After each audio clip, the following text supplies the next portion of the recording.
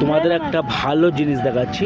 এটা হচ্ছে প্রয়াগরাজের মুখে একদম প্রত্যেকটা থাম্বা রয়েছে না, যে লাইটিং থাম্বা, দেখো ওই থাম্বায় স্বস্তিক চিহ্ন দেখতে পাচ্ছ।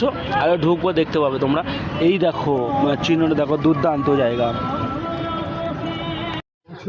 লাস্ট বেশ অটো হলো কত?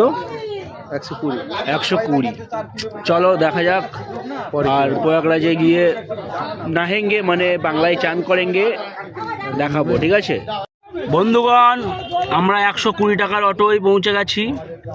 এইবারে যাব আমরা কোথায় যাবো? হ্যাঁ, কুম্ভ মেলাতে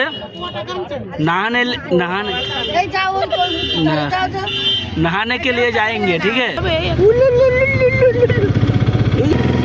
ভাই। যোগীজির রাজ্য, ঠিক আছে। দেখো একটা কাগজও পড়ে নেই। আর আমাদের কোথায়? পশ্চিম বাংলা, যেখানে যাবে শুধু মদের বোতল আর রুটি কুচি পড়ে থাকে, দেখছো ধারে বারে, দেখে নাও।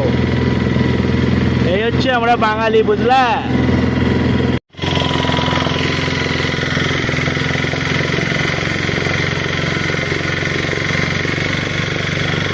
হাই গাইস, আমরা এখন কুম্ভ মেলাতে প্রবেশ করলাম। দেখো এ প্রচুর বড় একটা মেলা, ঠিক আছে, প্রচুর বড় স্থান, কারণ নদীর পার, তোমরা জানো। এখন বাজে কটা? এখন বাজে পুরো 11টা বাজে, ঠিক আছে। বাট দেখো এখানে এখন 11টার সময় তো কোনো মেলা, মানে মেলা খোলা আছে, জাস্ট মেলার যে দোকান পাশারিগুলো এইসবগুলো বন্ধ। বাট দেখো তোমাদেরকে দেখাচ্ছি, গঙ্গা যমুনা সরস্বতী নদী একই স্থানে বয়ে যাচ্ছে। বাট দেখো ওই যে ঘাট দেখতে পাচ্ছ, ওই মাথায় ওখানে শঙ্খ ঝাঁঝর বাজাচ্ছে সবাই।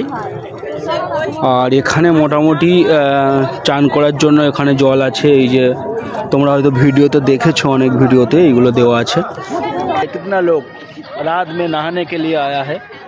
ज़्यादा नहीं, थोड़ा बहुत है, लगभग यहाँ पे 200-250-500 लोग है। और उस पार में बहुत लोग है, बहुत, ठीक है। रात में जूम करके दिखाएंगे तो नहीं देख पाएंगे।